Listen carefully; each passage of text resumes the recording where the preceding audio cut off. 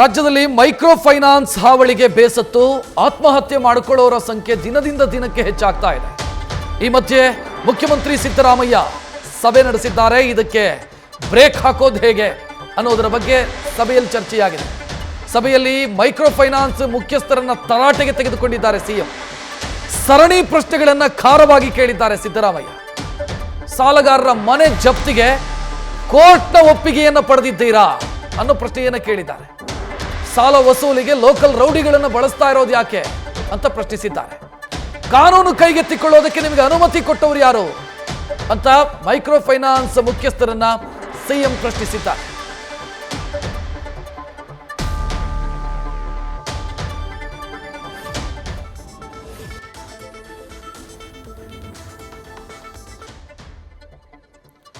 ಈ ಬಗ್ಗೆ ಹೆಚ್ಚಿನ ಡೀಟೇಲ್ ಇಡೋದಕ್ಕೆ ನಮ್ಮ ಪ್ರತಿನಿಧಿ ಮಂಜುನಾಥ್ ನೇರ ಸಂಪರ್ಕದಲ್ಲಿ. ಮಂಜುನಾಥ್, ಸಭೆಯಲ್ಲಿ ಏನಾಯಿತು? ಏನಾದರೂ ತೀರ್ಮಾನ ತೆಗೆದುಕೊಳ್ಳೋದಕ್ಕೆ ಸಾಧ್ಯ ಆಗಿದೆಯಾ?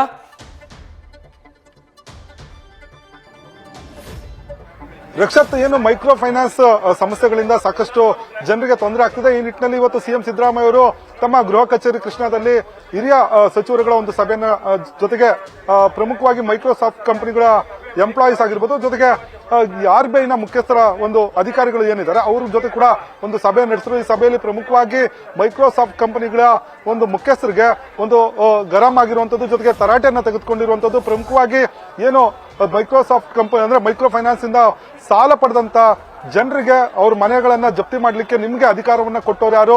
ತಾವು ತಮ್ಮ ಸಿಬ್ಬಂದಿಗಳು ಈ ರೀತಿ ವೈಲೇಷನ್ ಮಾಡ್ಲಿಕ್ಕೆ ಯಾರು ಅನುಮತಿ ಕೊಟ್ಟರು? ಜೊತೆಗೆ ಏನು ತಾವು ಮನೆಗಳನ್ನ ಜಪ್ತಿ ಮಾಡೋದಕ್ಕೆ ಮುನ್ನ ಕೋರ್ಟ್ನ ಅನುಮತಿ ಪಡ್ಕೊಂಡಿದ್ದೀರಾ? ಜೊತೆಗೆ ಈ ಒಂದು ಫೈನಾನ್ಸ್ ಅನ್ನ ರಿಕವರಿ ಮಾಡ್ಲಿಕ್ಕೆ ರೌಡಿಗಳನ್ನ ಬಳಸ್ಕೊಳ್ತಿದ್ದೀರಾ? RBI ನ ನಿಯಮಗಳ ಪ್ರಕಾರ ಯಾವ ಒಂದು ಏನು ನೀವು ಪದೇ ಪದೇ ಒಬ್ಬರಿಗೆ 2 ಬಾರಿ ಅಥವಾ 3 ಬಾರಿ ಲೋನ್ ಅನ್ನ ಕೊಡುವ ಮುಖಾಂತರ ತಾವು ವೈಲೇಷನ್ ಮಾಡ್ತಿದ್ದೀರಾ?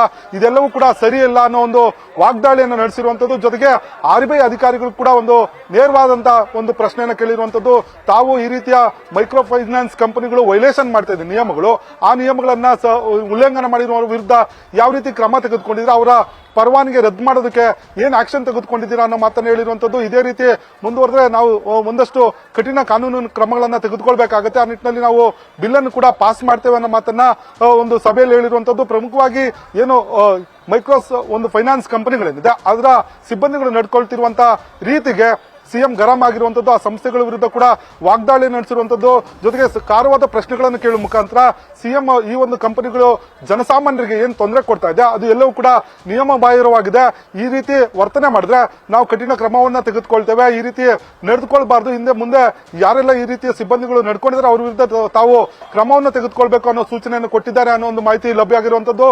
ಈಗ ಈ ಒಂದು ಸಭೆ ಮುಕ್ತಾಯ ಆಗಿದೆ. ಇನ್ನೇನು ಕೆಲವೇ ಕ್ಷಣಗಳಲ್ಲಿ ಸಿಎಂ ಸಿದ್ದರಾಮಯ್ಯ ಅವರು ಸಭೆ ಮಾಡ್ತಾರೆ. ಈ ಸಭೆಯಲ್ಲಿ ಏನೆಲ್ಲ ತೀರ್ಮಾನಗಳನ್ನು ತೆಗೆದುಕೊಂಡಿದ್ದಾರೆ ಅನ್ನೋದ್ರ ಬಗ್ಗೆ ಕೂಡ ಸಿಎಂ ಖುದ್ದು ಒಂದು ಮಾಹಿತಿ ನೀಡುವ ಸಾಧ್ಯತೆ ಇರುವಂತದ್ದು.